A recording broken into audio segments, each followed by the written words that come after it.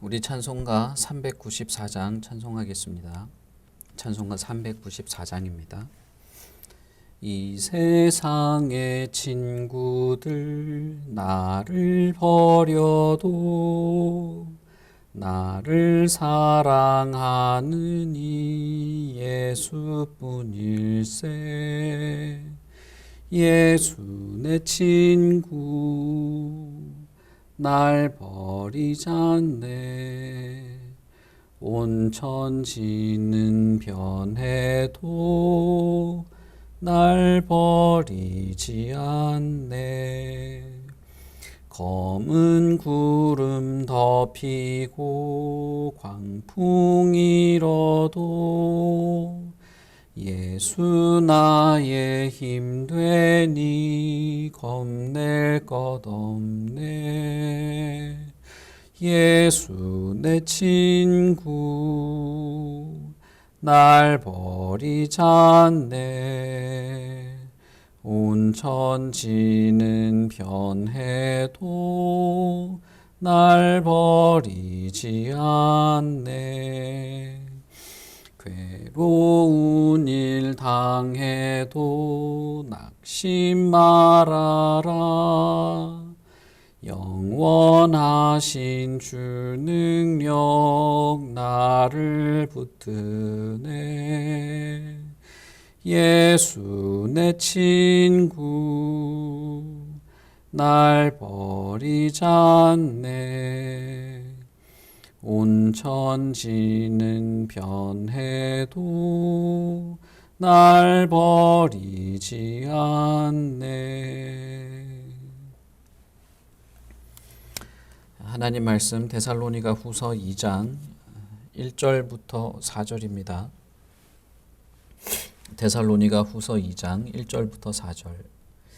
형제들아, 우리가 너희에게 구하는 것은 우리 주 예수 그리스도의 강림하심과 우리가 그 앞에 모임에 관하여 영으로나 또는 말로나 또는 우리에게서 받았다 하는 편지로나 주의 날이 이르렀다고 해서 쉽게 마음이 흔들리거나 두려워하거나 하지 말아야 한다는 것이라. 누가 어떻게 하여도 너희가 미혹되지 말라. 먼저 배교하는 일이 있고 저 불법의 사람 곧 멸망의 아들이 나타나기 전에는 그날이 이르지 아니하리니 그는 대적하는 자라. 신이라고 불리는 모든 것과 숭배함을 받는 것에 대항하여 그 위에 자기를 높이고 하나님의 성전에 앉아 자기를 하나님이라고 내세우느니라. 아멘. 바울 사도가 계속해서 예수님의 강림하심에 대해서 이어서 말하는데 데살로니가 교회에 하나의 당부를 더 하고 있습니다. 그것은 무엇이냐 하면 데살로니가가 처한 그 상황에서 여러 이단적인 가르침과 왜곡된 가르침 그리고 예수님의 강림하심과 관련하여서 이 뭐라고 해야 될까요? 종말이 온다라고 하는 것 때문에 두려워하거나 어떤 근심하는 그런 혼탁하고 혼란스러운 상황이 있었기 때문입니다. 예수의 강림하심, 그분이 다시 오시고 우리가 그분 앞에 다시 서게 되고 하는 것에 대해서 바울 사도가 말하면서도 데살로니가 교회 교인들에게 당부하는 것은 종말이 있다고 해서 그리스도가 강림하시고 세상을 심판하고 멸망할 자를 멸망에 처하는 그런 세상의 마지막이 있다고 해서 두려워하거나 흔들리거나 그렇게 해서는 안 된다는 것입니다. 우리는 역사적으로 이런 임박한 종말에 대한 시한부 종말에 대한 많은 이단들을 경험해 왔습니다. 그리고 지금도 있습니다. 지금도 있고 불과 얼마 전까지만 해도 신천지 같은 이단이 14만 4천이 채워지면 이 세상이 끝난다는 소리를 하면서 사람들을 전도를 하기 시작했고 얼마 전만 해도 여호와 증인들도 14만 4천을 가지고 그렇게 사람들을 호도했습니다. 몇 번의 예언이 불발로 끝나고 난 다음부터 말을 바꾸기 시작하는 것이죠. 그리고 최근에 제가 듣기로는 그런 시한부 종말론을 가진 또 다른 이단들이 근처에 또 생겼다는 말을 들었어요.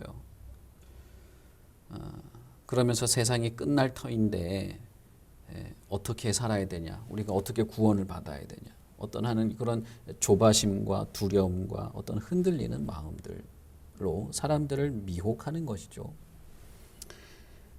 그런 미혹하는 것에 마음이 흔들리거나 두려움에 빠져서는 안 된다라고 하고 있는 것이죠. 특히 데살로니가 교회에는 어떤 영적인 어떤 그런 것들, 좀 뭐라고 해야 될까요? 좀 신비한 어떤 그런 행동들이겠죠. 그런 것들이나 또는 말의 설득이나 어떤 설교나 어떤 가르침들, 또는 내가 바울한테 들었는데 뭐라고 하더라라고 하는 그런 잘못되고 거짓된 어떤 그런 가르침들이 이 교회에 많이 있었던 것 같습니다. 우리 지금 대한민국 교회도 이런 것들이 판을 치죠. 판을 칩니다. 그래서 제가 있던 어떤 교회에서도 그냥 수십 년 된 전통적인 교회임에도 불구하고 기도회를 인도하는 강사를 초청하거나 다른 목사님들을 초청해서 설교를 할 때 갑자기 사람들을 줄 세워놓고 내가 기도하면 디스크가 낫는다, 뭐 임신을 하게 된다 하는 식의 무슨 그런 신비한 이상한 일을 벌이면서 사람들이 거기에 열광적으로 빠져들게 만든다거나 하는 그런 일들이 우리 한국 교회는 정말 판을 칩니다.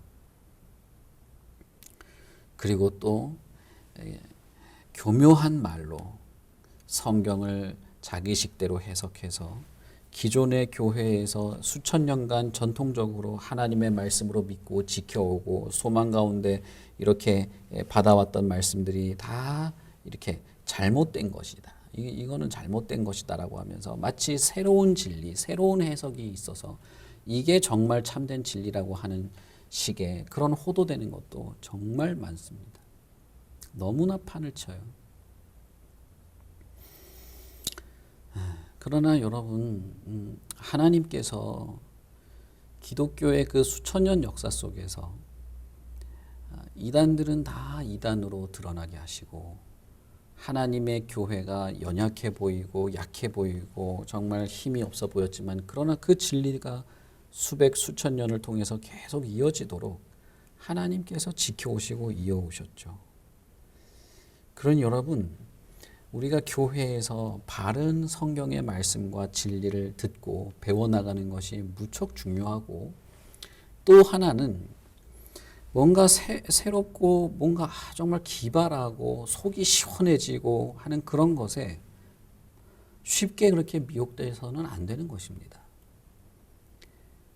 하나님의 말씀을 겸손하게 그 말씀 앞에 조금씩이라도 어떻게 이해를 하고 전하고 배워나가는 그렇게 교회가 차근차근 말씀을 이해해 왔던 그런 것들을 무가치하게 여겨서는 안 되는 것입니다.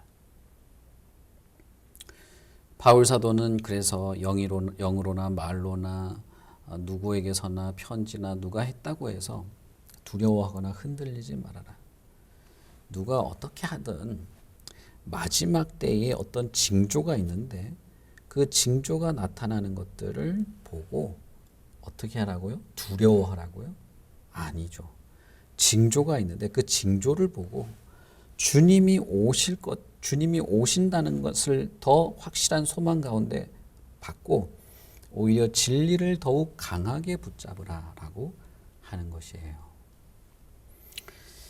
바울 사도는 오늘 우리가 읽은 본문에서 두 가지를 말합니다. 하나는 배교하는 일들이 일어나게 된다는 것입니다. 그리고 또 하나는 자신을 마치 하나님이라고 선전하면서 하나님의 보좌에 앉으려고 하는, 자신이 숭배받으려고 하는 자들이 나타나게 된다는 것입니다. 자, 여러분 어떻습니까? 이 두 가지 일들을 보면 지금도 있는 일이죠. 지금도 배교하는 일이 있습니다. 점점 더 배교하는 일들이 노골적으로 드러나게 될 것입니다. 교회 안에는 배교에 대한 위협이 항상 있고 배교에 빠지는 자들이 있고 배교하는 일들이 일어나게 되는데, 그것을 볼 때 우리는 주님이 오실 것을, 주님이 이 세상을 심판하러 오실 것을 확인하는 것입니다. 그리고 더욱 진리에 매달려 있고 진리를 붙잡으려고 애쓰는 것이죠. 그리고 또 하나는 무엇입니까? 자신이 숭배를 받고 자신이 하나님의 자리에 서서 자신을 마치 하나님처럼 내세우는 그런 자들이 있게 된다는 것이죠. 여러분 어떻습니까? 지금도 얼마나 많습니까? 이런 사람들이. 이단의 교주뿐 아니라 사람들의 숭배의 대상이 되고 숭배를 하나님의 자리에까지 자신이 앉아서 하나님으로 자신을 드러내려고 하는 그런 왜곡된 자들이 얼마나 많이 있습니까? 사실 그렇다면 여러분, 저와 여러분이 살아가고 있는 이 시대는 정말 말세가 맞고 주님이 다시 올 것이 임박한 것이 맞고 이런 상황 속에서 주께서 반드시 올 것이라고 하는 것을 우리가 경각심을 가지고 살아야 할 때인 것이죠. 저는 최근에 교회를 예배로 모이지 못하도록 하고 말씀을 듣고 예배 드리는 것이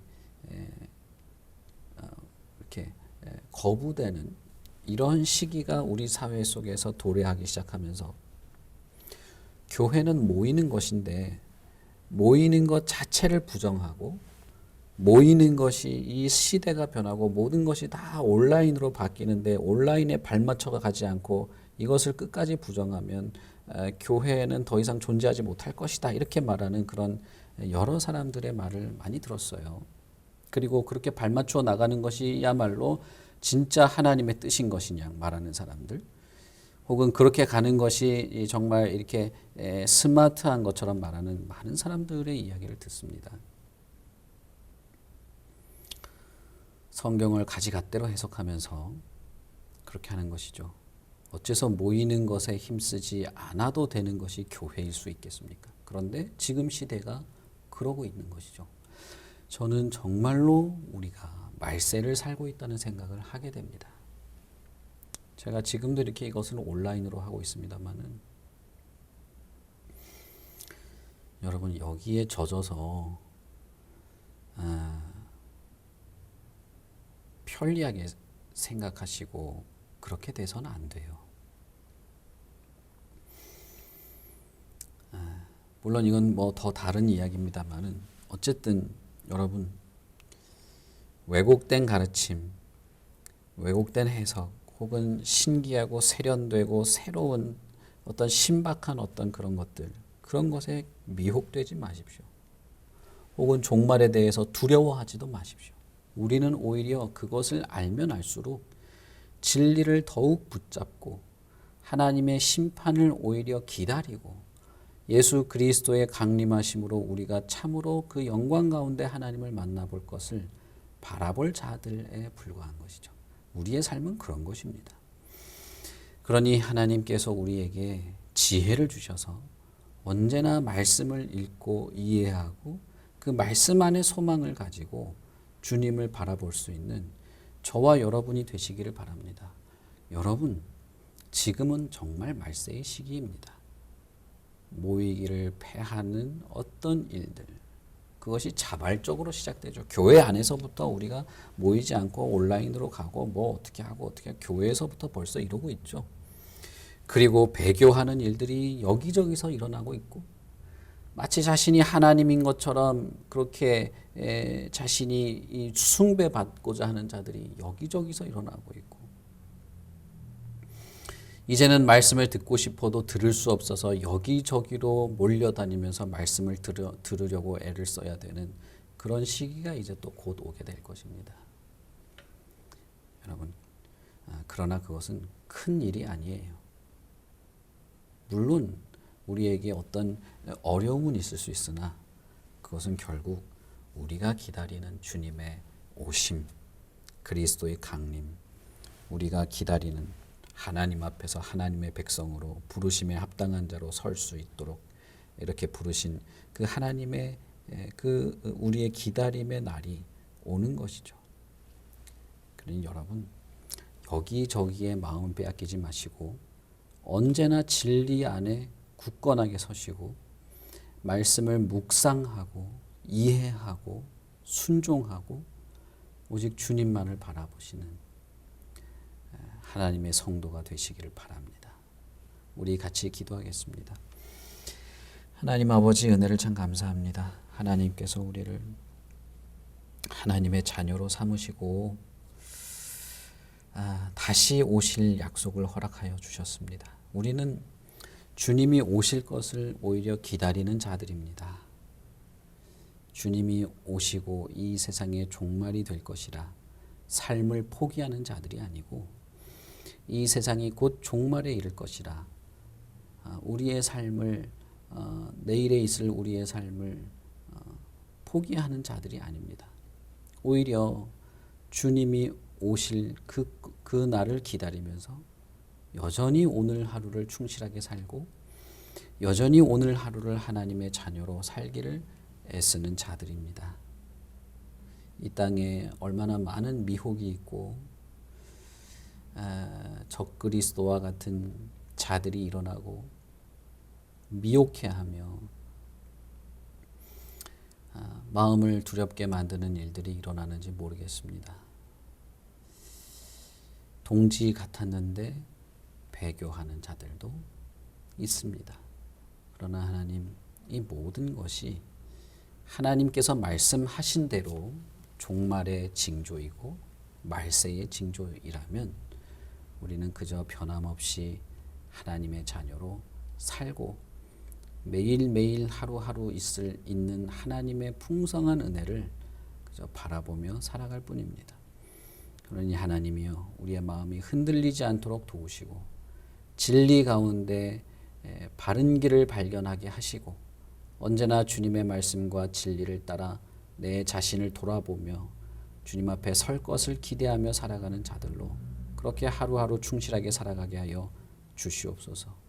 오늘도 우리를 지키시고 진리 가운데 붙잡으시고 항상 동행하여 주시옵소서. 감사합니다. 예수님 이름으로 기도합니다. 아멘. 하늘에 계신 우리 아버지여, 이름이 거룩히 여김을 받으시오며 나라의 임하옵시며 뜻이 하늘에서 이룬 것 같이 땅에서도 이루어지이다. 오늘날 우리에게 일용할 양식을 주옵시고 우리가 우리에게 죄 지은 자를 사하여 준 것 같이 우리 죄를 사하여 주옵시고 우리를 시험에 들게 하지 마옵시고 다만 악에서 구하옵소서. 대개 나라와 권세와 영광이 아버지께 영원히 있사옵나이다.